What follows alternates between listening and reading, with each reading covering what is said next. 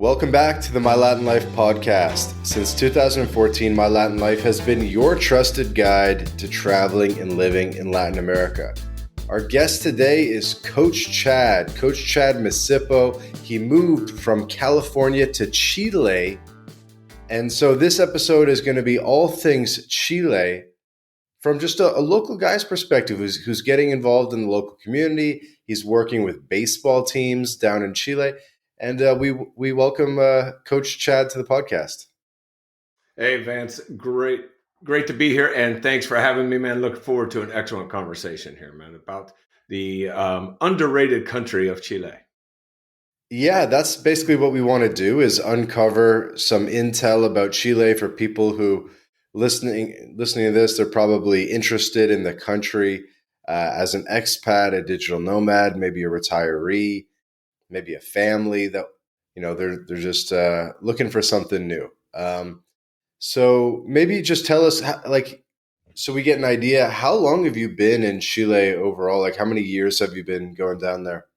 Sure. I'm coming up on 4 years living in Chile in October, and I met my wife about 5 years ago through a chance meeting at the Panama Canal. I was, like you said, I was I'm involved in the baseball industry. I'm a scout and a coach, always looking for talent. I was looking for talent in Panama in 2019 at the Caribbean World Series. Ran into my wife at the Panama Canal. She asked me to take a picture for her.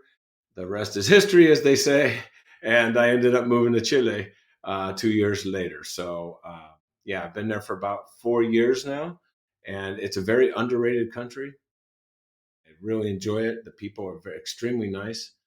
There's a lot to do, and I look forward to getting into, my living situation there. Being a gringo down there is being different from being a gringo in Mexico. So it's a very interesting dynamic.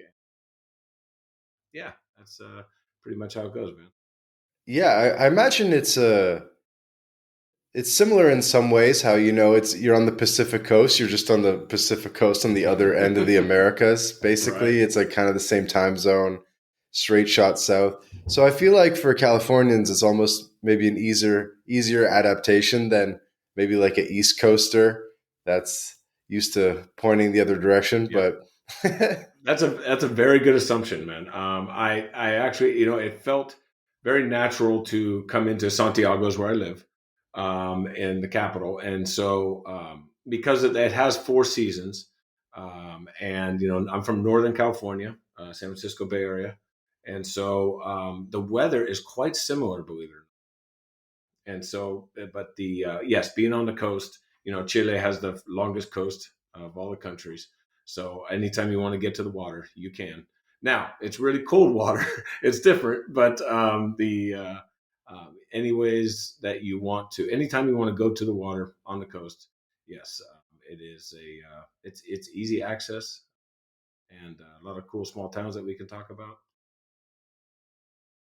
yeah, and this conversation kind of comes on the heels of the Chile Roundtable podcast that we did. So, anyone listening to this podcast, we'd also recommend you check out the Chile Roundtable, where we had a couple of guests on to talk about Chile, which was very overdue.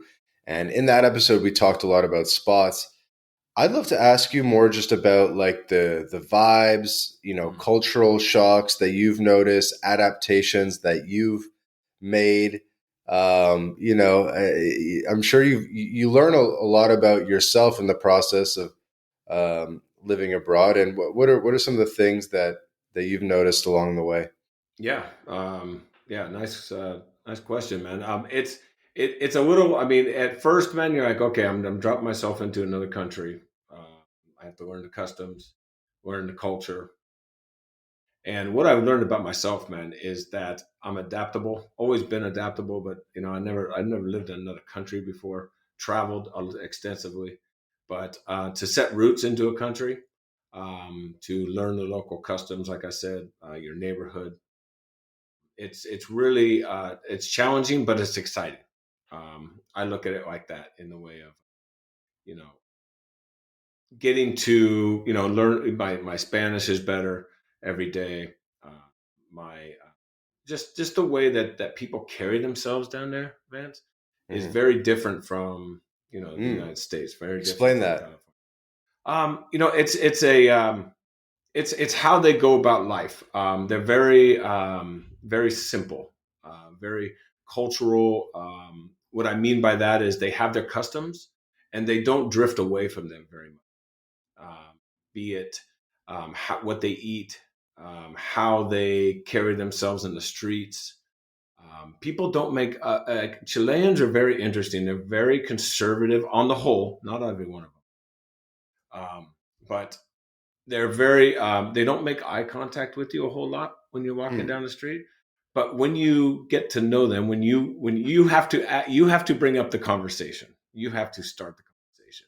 And once you start the conversation with them, uh, majority of people are very interesting and nice, but they do tend to culturally shy away from they're more introverted than extroverted. Hmm. Yep. What else about the way that a Chilean carries himself is different than a Californian? Well, every culture is different, right? I grew up next to the water, out here, and the surf culture or the hangout and chill culture. But the the the Chileans, they when I say that um, when they carry themselves differently, is that they are very traditional and they don't want to break that tradition. It's very hard. Like I have my brother-in-law and sister-in-law; they're like 30s and 40s, and it's they live at home, and they help out their family. They have their own careers, but they don't really want to, or it's not cultural to spread out and to go out on their own so much. That's one thing I've really noticed. When I don't know about you, but when I was like 18, I'm like, I want out of my house, I want out, and I want to go explore. I want to go do things, and that doesn't seem to be the culture in Chile. It's more very family oriented. Um, my wife, I'm so lucky that I ended up marrying a beautiful, beautiful Chilean woman with a great big family, and we do everything together. Now I'm a I'm Italian, so I grew up in an Italian upbringing, and aunts and uncles and cousins were always around. I feel like Chile still has that culture because everyone can still live around each other. Like everyone's 30 minutes away, where here I am back in California and I'm going up and down the state to see everybody because everyone's 2, 3 hours away. That culture's changed. Mm. So it's kind of a double-edged sword, or you can appreciate the independence we have in America, but you can also Hmm. appreciate the family friendliness and Yeah, cohesiveness of this other perspective. most definitely. And I can say, I think that they are pretty lucky in today's world, that they get to feel this. And this is coming from my perspective, of course, of being, I'm in my 50s. And so younger 50s, but I'm in my 50s. And so I grew up in a different era, but then it changed a lot here in California and the United States. Um, and I don't know about all United States, of course, but down there, the culture seems to be, family oriented. You take everyone sits around on anniversaries, birthday, and so a lot of barbecues, parrillas, as you know. And so there's a lot of fun things about Chile that kind of bring me back to when I was younger and everyone was together. Hmm. And they probably take birthday parties more seriously than Yes. we do, and you're like, why am I at an 8-year-old's birthday right now, and why are we getting drunk? But Right. le- No doubt. No, you're right. You're right. Everything's like everything's a pretty big celebration. And 8 year old to 85-year old. I mean, yep. our Nana, our mommy Nana, we call her. She's 94, and she still lives on her own. People help her at times, but she's very mobile. Very has all her mind, and she's incredible. We have just the same fun with a 94-year-old birthday as we would with that 8-year-old. Yeah. Yeah. Yep. Respecting the elders too. Absolutely. Most What's definitely. the integration like at kind of the family level? Like, what's the English level like across generations? Maybe your wife's siblings have decent English, but maybe the older people don't. Or do you notice like a generational divide there? How does that work?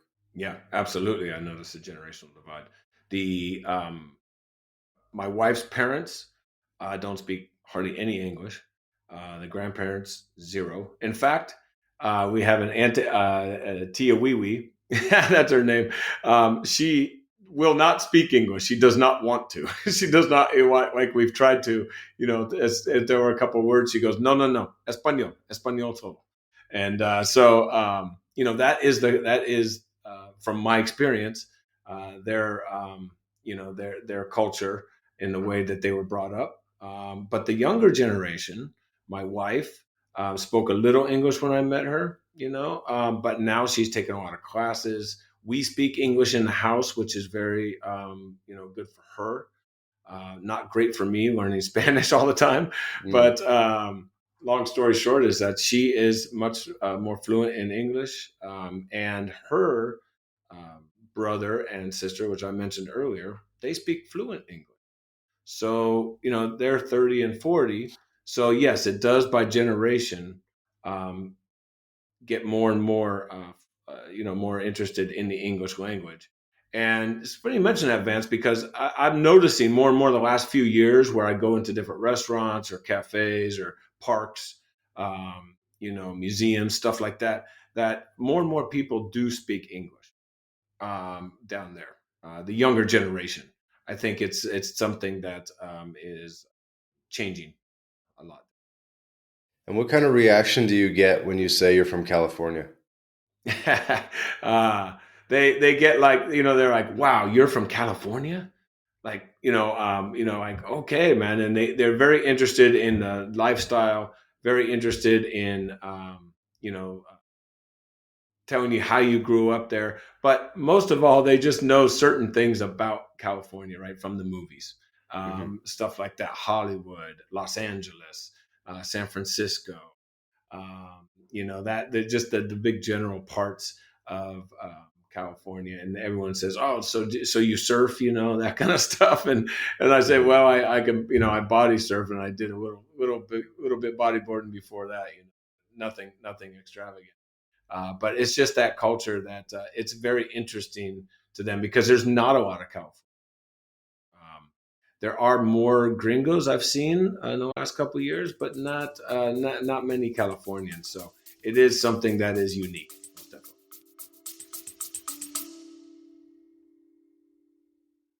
This episode of the My Latin Life podcast is brought to you in part by Crema Social. Crema Social is like TikTok for international dating. It's an app you can download right now on your phone, and 3 out of 4 people on Crema are single women. The app was founded in Colombia, so unsurprisingly, there are a lot of Latinas on the app, by the way. So how does it work? Crema Social is a social meal experience where you invite a hot girl for a lunch date via video call and food delivery. New concept, so you'll have to try it out for yourself, but this is probably the best way to meet Latinas before you visit the country. So if you're in Latin America or planning to visit Latin America, download Crema Social now and start getting dates right away. There will be a link in the description to download, or just search Crema Social on your favorite app store. Have fun, guys. Yeah, I think it's like one of the cooler states to be from, right? Everyone can kind of relate to it. It is, man. It is. It's always been something that I've been proud of. But at the same time, it is cool. It's a good conversation starter, whatever country I've been in, really. So it's cool. Does it feel far, like the California-Chile distance? Like, does it feel like it's just a pop down south, or does it like feel far? No, it's down there. Before I met my wife, I'd gone to South America once, down to Argentina, and so so going down there, you realize how far it is when you're on the plane. When it says like it's a 10.5 hour flight from LA, right? And you're like, To Santiago. correct, Oh, it's yes. not bad. No, 10 that hours direct isn't. flight. No, I mean for us, maybe yeah, 10.5 hours direct, and you can only get those seasonal. Like right now is our winter, the winter down in Santiago and summer up here in California, Uh-huh. so you can get those flights, and usually you got to go through Miami or Dallas. But regardless, it feels farther than maybe it feels farther than you would think. I don't know. In my estimation, Yeah. I always thought South America, in my naive years, I say, like straight down from California, right? Like it's just the coastline, but Uh-huh. it's very Santiago is down very down by Antarctica, man. Chile. Obviously borders down at the bottom of South Yeah, America. I'm curious how the direct flight goes. It goes like just over the Pacific Ocean or Right, something. it does. It just goes over the Pacific Ocean and it comes in through like Venezuela, Colombia, and down the coast. Yeah. Hmm. hmm Yep. Okay, So so it feels far because yeah, like when I have to go to, go from Mexico to Brazil or Paraguay or uh something, huh. I'm like, yeah, this is going to be far. Yeah. Right. Yeah. Yeah. Exactly. Yeah. It's farther than people think. And then when my mom came down to see us, that's the longest flight she'd been on. Uh-huh. And I think that distance does do, because she's my only family member that's come down in 4 years now, because of the distance. The older generation, I think, has a issue with oh man, I don't want to be on a plane for 11 hours, 14 hours altogether after connect. Mm. So yeah.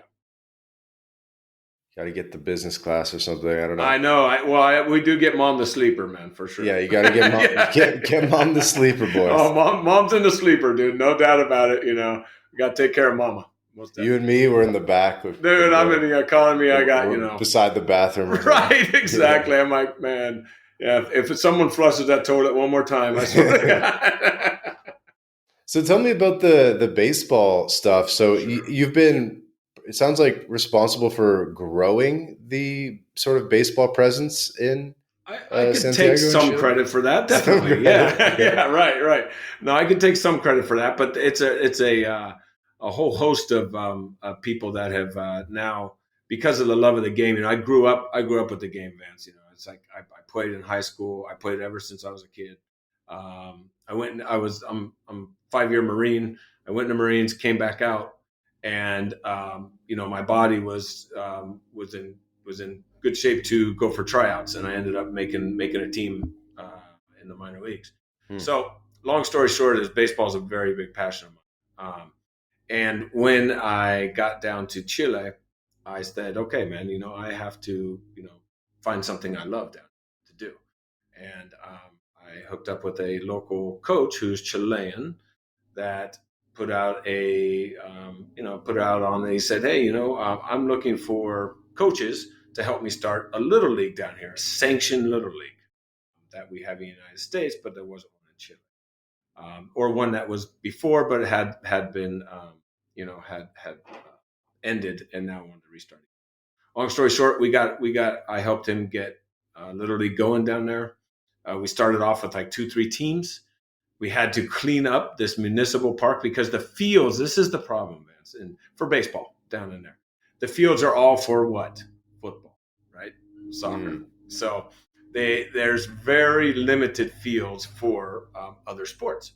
So, long story short, we found a municipality that would donate the land to us if we cleaned it up.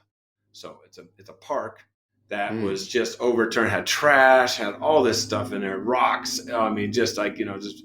And so next thing you know, we're out there cleaning it up, getting it ready for baseball, and we start a league.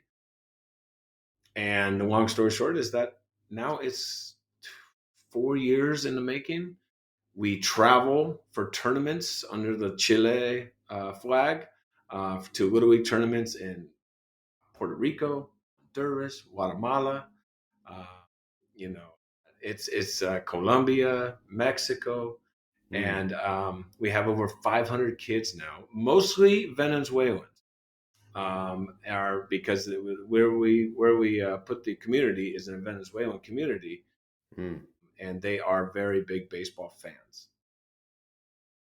That's cool.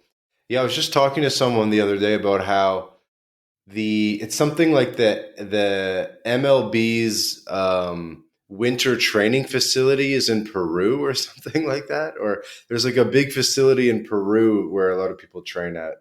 Yeah, there is. There is a facility in Peru. There's baseball is big in Dominican Republic, in Colombia, obviously Venezuela, but Venezuela has the overarching, clouds over it with the government.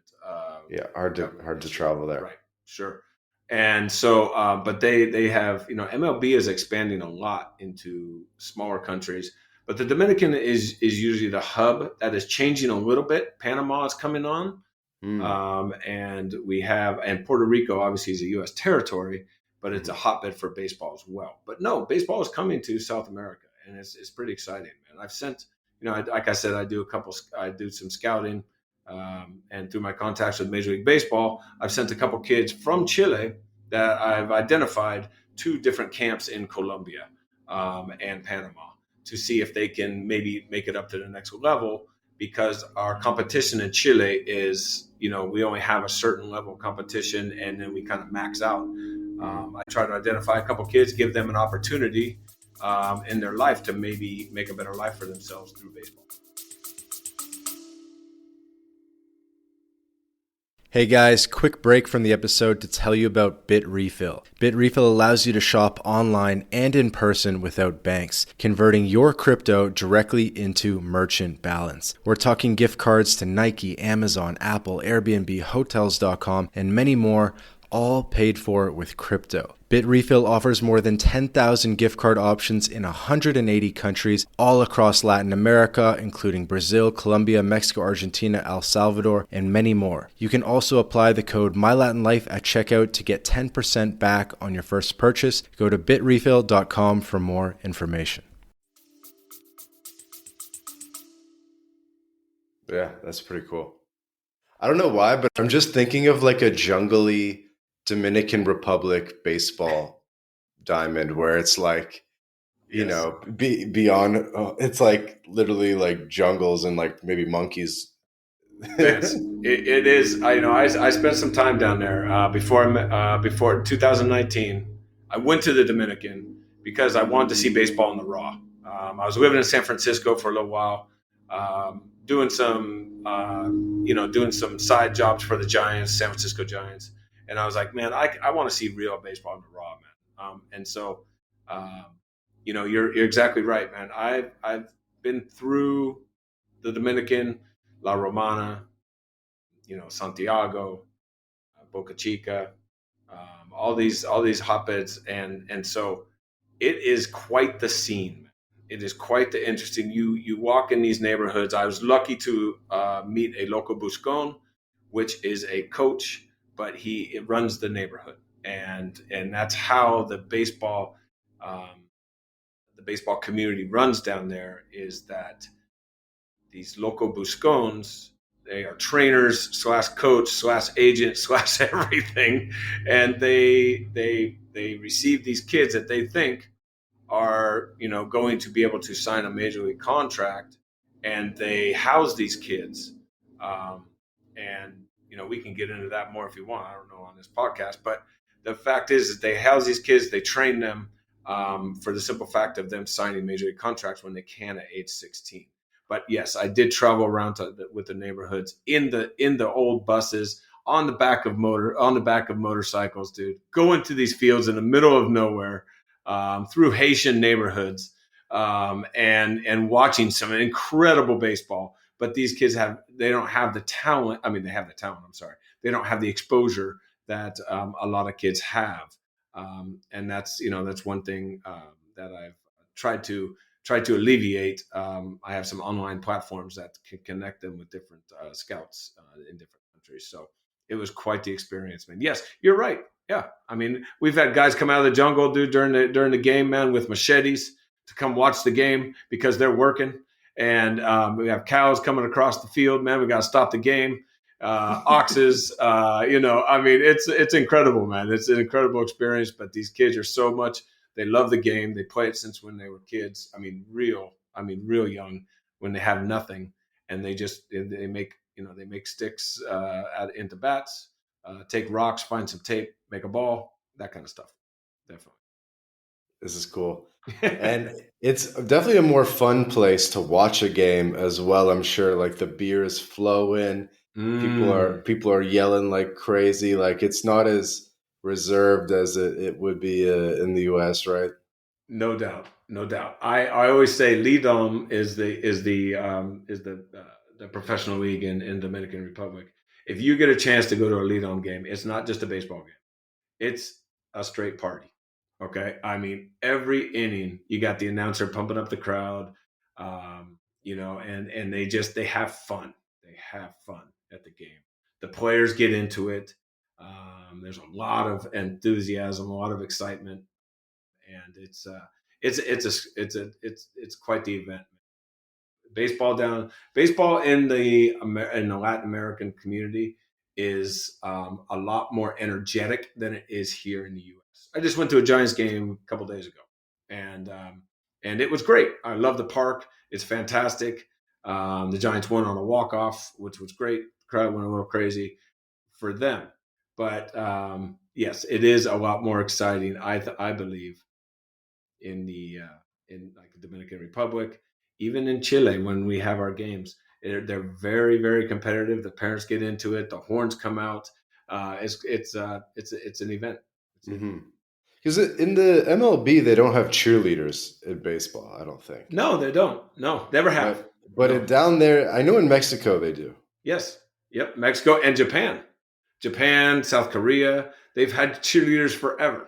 And I love that. I think that should be a part of it. But you're right. No, Major League Baseball and baseball in the U.S. has never had cheerleaders.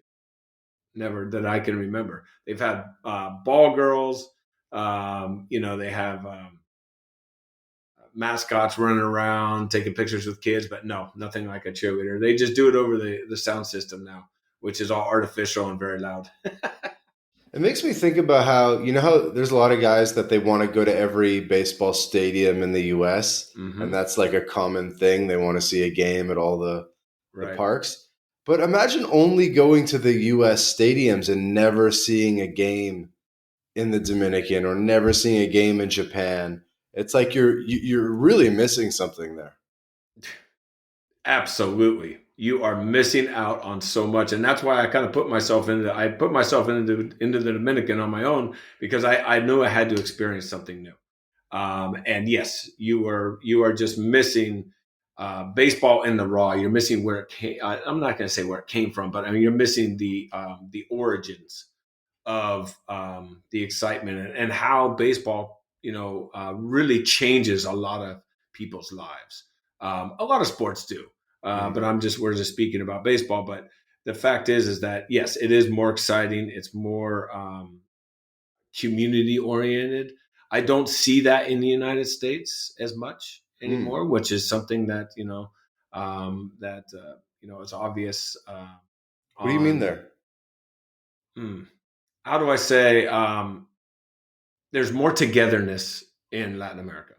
In the baseball community, in the way but also that the teams are, or correct, yeah, in the way that teams are, in the way that the people are, in the way that the community in itself. If we're just talking about in a whole, you go to a football game in Chile, soccer game. It's an incredible experience. And it's not even professional. It's the highest league in Chile. It's not the national team, but it's an incredible experience. 30, 40,000 fans chanting the same song, and they're mostly Chileans. That doesn't happen in the U.S. in my experience in baseball. Okay, That doesn't happen because of the cultural diversity in the U.S. and how it's such a mixing I mean, pot, right? we got Sweet Caroline, but Yeah, exactly. In Boston, yes, is that only in absolutely. Boston? Well, that's a song that's sing every seventh inning stretch at Fenway uh, Park in Boston. So correct. yeah, right. So yes, you have that most definitely, and everyone gets behind it.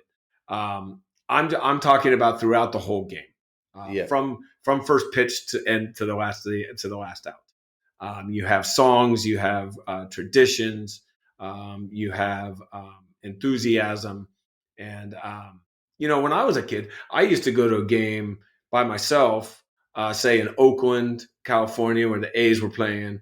It was an easy BART ride, or to Candlestick Park down in San Francisco, and now Oracle Park. I used to go to a day game just to by myself, just to sit in the stands and just chill, right, and just watch the game for 2-3 hours. I didn't care that it didn't have a clock, anything like that. I went there for the relaxation and how cool it was to be entertained like that. That that era is finished, right? And so people want to be entertained all the time. And the fact is that when you go to a game in Dominican, in Panama, in Chile, even for our little league, and we have some upper leagues now, some 15, 16-year-olds that have advanced. They have their own league now, Pony League, and so it's an exciting game. There's always something going on. The fans are into it. The Mhm. announcers.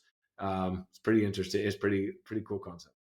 Are there any different rules in Latin American baseball, or are there things that they like Latin players tend to do more? Like I don't know, maybe they steal bases more or something. Yeah, that's a good point. In the U.S., and I kind of, I don't know if there's a place called Driveline Baseball, which is very heavily into analytics. It will, analyze your swing, tell you your exit velocity, all these other numbers that these coaches work with to try to get kids better. In Latin America, they don't have that. Okay, we don't have hit tracks, Rapsodo, which are known in the and so they do play more, I believe, a more exciting brand of baseball. Yes, they will take the extra base. They will try to stretch a single into a double. They will, try to move runners over through different tactics you can use as a coach. And I think that's gone a little bit stale in the United States for baseball because these kids are getting the same instruction. Like when you turn a sport into a lot of numbers, in my estimation, I think some numbers are fine, but when you really take it in and you go 100% on, hey, I can change this exit velocity for you, I can get your on base percentage up to this, then you take out some of the creativity and you take out some of the connectivity that keeps fans with the game. And that is a distinct difference. A very good observation on your point. On Hmm. your point, most definitely. I'm sure there's some culture clashes there where the Latino players maybe don't understand like the efficiency or the Definitely. like the it's like the percentages aspect. But anyway, so back to Chile. Hmm.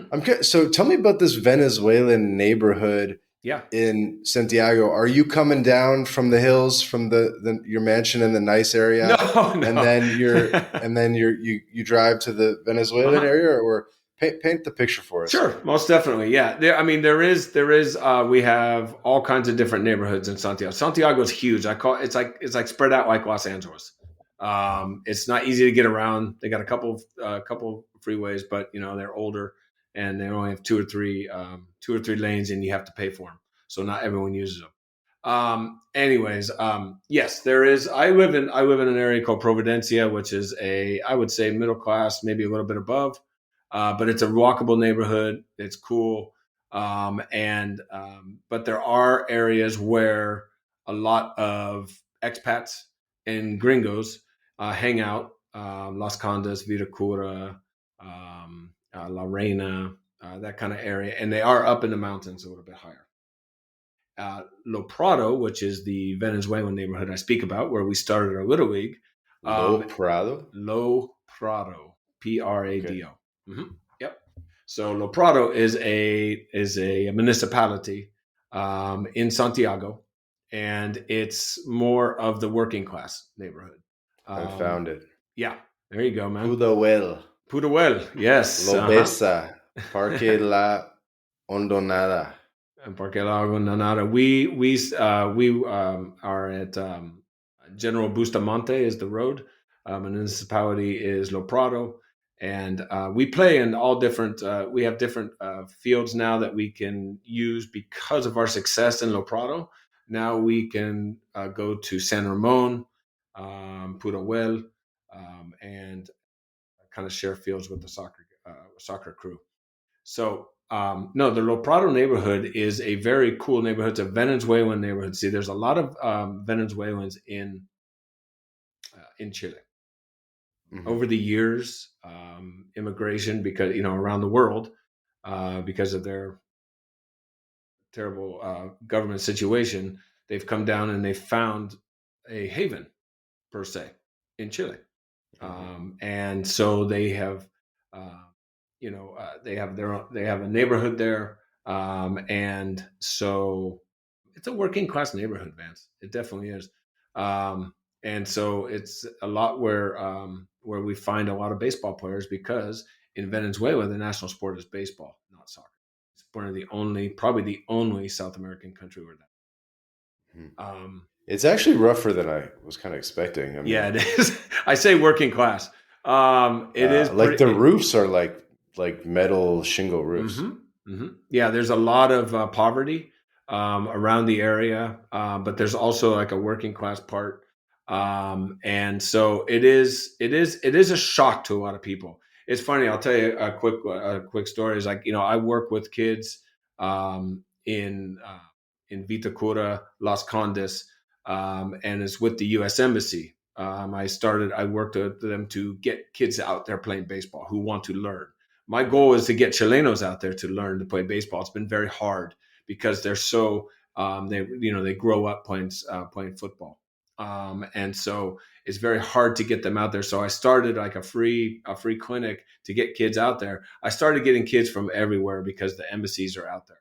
So I got kids from Japan, South Korea, Netherlands, Nice. and Venezuelans come out now because they know me, and so and Chilenos, and so we tried to teach the game to them to kind of get them interested in it, and to do that. But the what I was telling you about was that when I get a team together and I feel like, okay, we're ready to play another team, because it takes a little while to teach everyone to learn to catch and throw and all this kind of stuff. I don't want them to get hurt. I say, okay, there's a game in Lo Prado, and let's go down, and I know the teams down there, and we can put on an exhibition. A lot of the parents don't want their kids to go down there, and I'm I doing some think, street view, and I'm like, okay, like, yeah. They say Lo Prado, and I say, well, I said we've been down there for 4 years. We haven't had any incidents, any crime on the street, anything like that. We have a big crowd, so it's not like you're out in the middle of nowhere. There's a freeway on one side of the field and a main thoroughfare on the other. There's a lot of houses. It's residential. Yeah, I mean, you have your people living in the park next door, but not like here in the U.S. It's nothing like that. So long story short, it's hard to get people down there, Vance. Very much is. Yeah. mhm. Is there any sort of like not to like race bait, but is there like a culture clash with between the Venezuelans and the Chileans where like, maybe if I was Chilean, maybe I wouldn't want my kid being in a league with like 80% Venezuelans or something. I don't know. It's 95% Venezuelans. Yes. Yeah, yes. Yes. Yeah. They're absolutely. I mean, that's human behavior, right? Unfortunately, that's generally what humans do at first. And with the culture right now, and how the world is, where the world's at right now, it is definitely an issue. And I would not be being truthful if I did not say that. There is a feeling and I try to, I don't want to say bridge that in my own little way through sports, um, of being able to work together, play together, understand that, we're all the same, man, and we're just trying to live a good life. Hmm. But the point is that yes, there is some animosity, um, and there is some hesitation, especially because of there is a larger presence now of Venezuelans in Chile. And like I mentioned earlier, what I've noticed is the Chilean culture is very conservative. They have their values. They do the same thing a lot. They have their staples for food. They have their staples for eat and drink. They have their staples for where they go, how they interact with one another, and some of that has been thrown into, um, for better lack of better term, I don't want to say chaos, that's the wrong word, but it's a little bit more, Chileans are a little bit more on edge, I would say, because of the stronger Venezuelan presence. And therefore, with immigration in every country, and this one not excluded, there has been a little bit more crime. Not extensive, but more crime than, as my wife says, as my family says, that they're not used to. They're not used to violent crime in the street, and that has happened at some times in Santiago, which in the past never happened. Yeah, definitely makes Hmm. sense. Yep. Yeah, I mean, I'm looking at Little Prado on Google Maps, and it still Hmm. looks nicer than a lot of Mexican areas. Absolutely. you Yes. know, Yeah. so it's not like that bad, but yeah, it's it still looks It's nicer than a lot. But you can tell. No, you could tell, and that's why, we have trouble getting people to go there, even from, like, the metropolitan area of Santiago, to go play a game.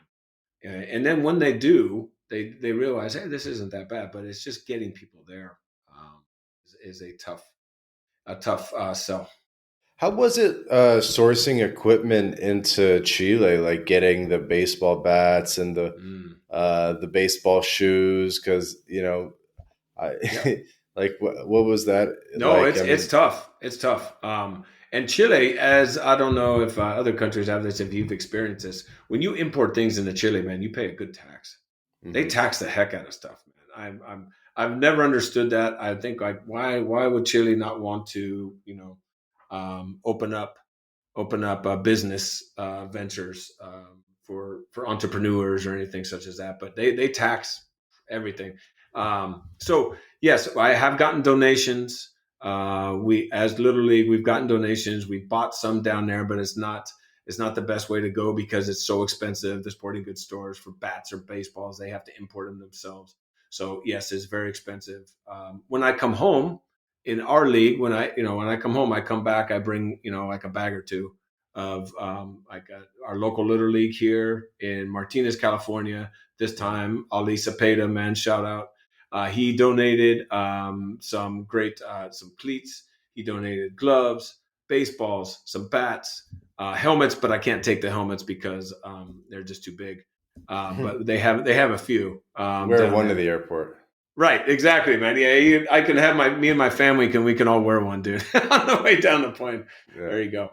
But no, it is hard to source, man. Baseballs are very hard to come by down there, man. Very hard to come by. So, and in our field in La Prado is, it borders a autopista, right, a freeway. So, the kids are getting bigger and bigger, and they're bombing over the fence and onto the freeway, man. And we have to literally, Vance, go look for the ball on the other side of the freeway.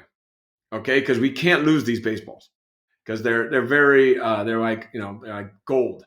And so you have, like, coaches during the game going and playing Frogger across like 3 lanes of freeway to go Jeez. look for a freaking baseball that some kid just bombed out of the park. Yeah, yeah, it's a Maybe the next scene. step is a baseball factory. Yes, I think so, man. That's, I mean, it is an open opportunity, man. Okay, it's an open opportunity Dude, you for. get some money from the government, get some Venezuelans in there making baseballs. There you go. Could be a Yes, thing. could be a thing, man. Most definitely. I'm down, man. I'm down. I've talked to a few people about partnering up for a league.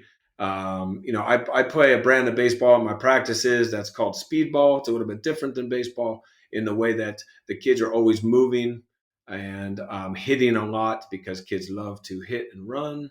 So I have them doing that a lot. So there's a lot of opportunity down there, and that's one of the reasons I think I love it so That's cool. And what's kind of the reaction been from MLB as an organization? And because they must have like an international department that's responsible for, um, much. Promoting the galvanizing game. the community in the different countries around the world. So have you like connected with the MLB directly and that kind of thing? Yeah, definitely. And they have been supportive, but only in stretches. So what I mean by that is like in few months ago, we had an MLB player named Gregor Blanco. He used to play for the Giants on a sports envoy program through the embassy and through MLB.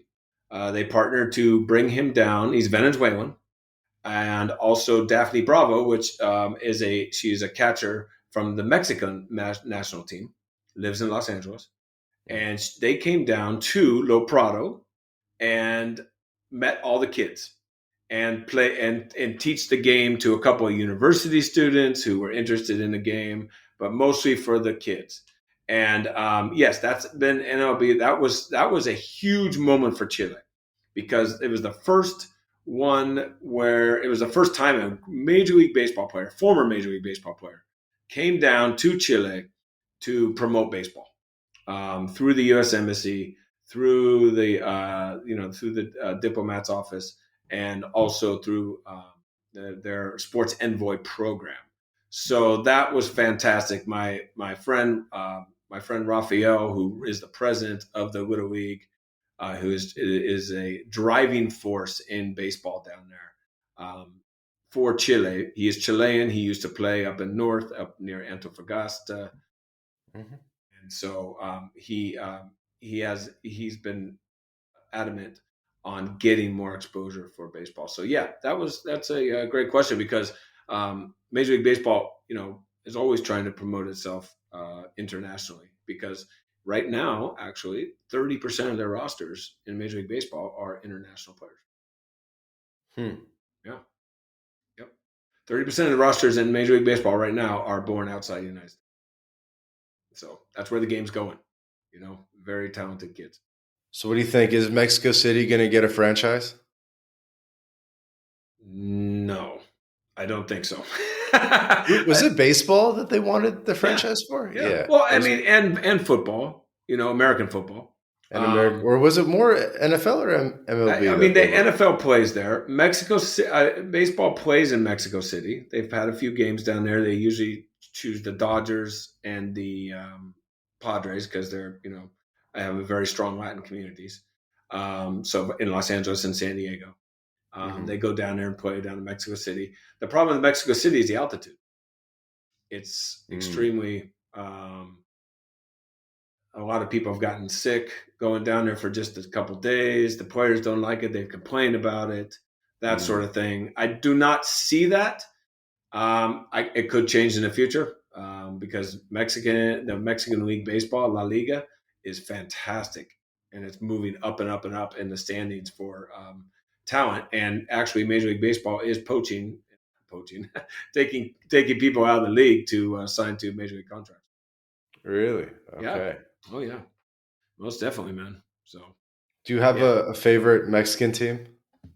No, I don't, man. No, I don't. I follow the Lidom, the Dominican Republic. I don't have a favorite Mexican team. I should, but I don't. I don't. I follow the the Estrellas Orientales and the Lidom, Hmm. and so it's and the Toros of. I'm So not a it's. Dominican connoisseur like some other Mhm. Latin enthusiasts are, but Panama, I definitely noticed it was big, and like how each region of Panama has their team in the league. So Yeah. it's like Los Santos and Chiriquí, and there's all these different. And I was trying to find where I could get some of the rarer jerseys because I Oh, didn't want the Panama City one. I wanted to get right. one of the province Oh, ones, and cool. they were kind of hard to find. But I bet. if any of the listeners out there could get us some rare baseball jerseys from There the you go. Hook, Americas. hook, hook Vance up, man. Most definitely. You should start a collection. You should start a collection of like rare Latino baseball jerseys. It has Well, to be an American that would be autistic enough to like categorize it correctly and like right. Exactly. Yes. Yeah. I know. I'm not a huge jersey guy, but that would be cool, man. To have those, you know, memorabilia, man, from different. Uh, I mean, I could have already gotten them, right? I mean, I've been to Panama, I've been to Colombia, Dominican Republic. They play baseball in Argentina, which is pretty interesting. They're pretty good Mhm. at it. Brazil is coming up. The Pan American Games were a couple years ago, so in Chile, and so that was very cool as well, man. So Chile, I'm telling you, man, it's an extremely underrated country. You have so many things to do. The outdoor life is incredible down south. You got the north, the desert, along the coast, beautiful small little towns, man. We got a place through the family in a small town called Pichidongi. I love saying that name, man. It's a great name. It's Okay. a small, it's a small fishing village, pretty much what it is. And so dirt roads, old school culture, great food, and every day you could walk down to the docks, man, and get yourself fresh fish. They'll cut it up right there for you, man. Feed I some to the found it. It pelicans. looks nice. It is cool, man. It's one Kili of the Mari. treasures. Yeah, Kita Marie is cool. But Peachy Dungy's right on. Oh, Kita Marie is on the coast as well. Yep. And then they got a whole host of incredible, um, and I keep finding more. That's the beauty of it. I mean, it's a large country, long lengthwise, of course, um, but they have all these little small towns.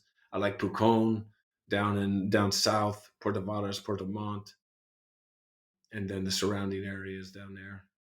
It's just there's a lot to see and do, and in a very laid back. Do you own your own car? Me and my wife share a car. Yes. Yeah. So Hmm. you guys have a Yep. car down there? Yep. Hmm. Is it a country where, you'd recommend car ownership? Sure. Most definitely. Yeah. Yeah. And one thing about, and you know this about traveling, you have to kind of figure out, how to drive in a certain country, right? Yeah. I You gotta mean, and adapt. so, Yeah. yeah, you have to figure that out. And it takes a little while, but I always say in Chile, I don't see a lot of accidents on the road. I mentioned that to my wife right away. I said, God, there's not a lot of accidents here, because, coming from California, man, where people are always hauling, you do see some brutal accidents. And I don't see a lot of that in Chile. First off, there's a lot of congestion in the city. And second, there's toll roads. If you want to get, for the autopistas are all privately owned. That's something different in Chile. It's not owned by the government. It's privately owned. So the best roads are the freeways, because they're always maintained, and they're not cheap. They're not cheap. Most of I would say 70% of the population does not use them, Mm. because they use them sporadically, because it would cost sometimes for me to go to Pichidungi, say from Santiago on the toll roads, it would cost me near $20 to get out. Hmm. Yeah. So that's not doable for a lot of the working class folk. I wouldn't think they on vacation, summer vacation, that kind of stuff. I would say not on a regular basis, but yeah, driving in Chile is quite. You have to be patient. Period.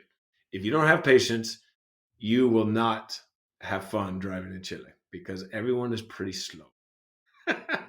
Everyone goes pretty slow, man. Yeah. And that's probably why they don't have a lot of accidents, right? So overall, you getting in with the lifestyle, the Chilean lifestyle. You're adopting some things. Absolutely. Absolutely. It's like, it's interesting because when I come back to California or to the United States, anywhere, man, it's such a rush all the time. And I expect it now, in the lifestyle, of just go, go, go. And, you don't see in Chile, you don't see road rage. Don't see it.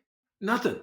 You don't see any of it. I don't see, like, when people cut you off or they go, they give up their hand. Oh, sorry, man. Sorry, sorry, sorry. Or that sort of thing. So it is a different vibe. California has its strengths, man. But in this time of my life, man, I enjoy the tranquility, man, the people, and being able to adjust to a lot to their culture in the way of, you have to be patient, man. There's long lines for stuff that shouldn't be long lines for, man, in different countries, man. And you're just like, okay, I'll just chill out and just enjoy the moment. Well, dude, it's super epic. It's really cool to hear these anecdotes of people thriving in different Latin American countries. And we were definitely overdue to have someone come on and give us their kind of full Chile experience. So thanks for making the time. Hey, Vance, man, you're right. It has been too long, and a lot of that's on me, man. Thanks for sticking with me, and this is great that this has come to fruition, man. Very cool conversation, man, and look forward to the future, man, and see what we can do with Latin life. Hey, I got to tell you, your site on Twitter, man. I've been following it for many years, man, and it's really helped me like look at different things and different aspects, man. So I appreciate you having that site. I appreciate you putting together different roundtables and stuff like that. Even though I might not mention it all the time to you, man, I do watch it a lot, and it's very cool that you do that for a lot of us out there, like yourself, man, out there in the world, man, traveling around. Thank you. Thank you. Any last words you want to share with the audience, where they can find you, etc.? Sure. I'm at Coach Chad 27 on Twitter. I do have a couple Major League Baseball sites. MLB Next with 2x's.com is my site where I help kids get shown different opportunities through baseball. And then also on Instagram, Coach Chad 27 as well. I just enjoy life, enjoy baseball, enjoy talking to interesting people, man. And this is definitely one of those times, man. It's been great, Vance. Absolutely. Yeah, we'll put a link in the description to your Twitter as well, and people can reach out to you there. And then there's also the links to the MLB Next and everything. Very nice. Cool. Excellent. So this has been another episode of the My Latin Life podcast. Again, our guest today, Coach Chad Misipo from California to Chile. And for the audience, please subscribe to the podcast, leave a review. It really helps us grow the show, whether you're on Apple Podcasts, Spotify, YouTube, wherever you're listening to this. Make sure you are subscribed. We put out 2 episodes a week with amazing guests like Coach Chad, and you won't want to miss an episode. Ciao for now.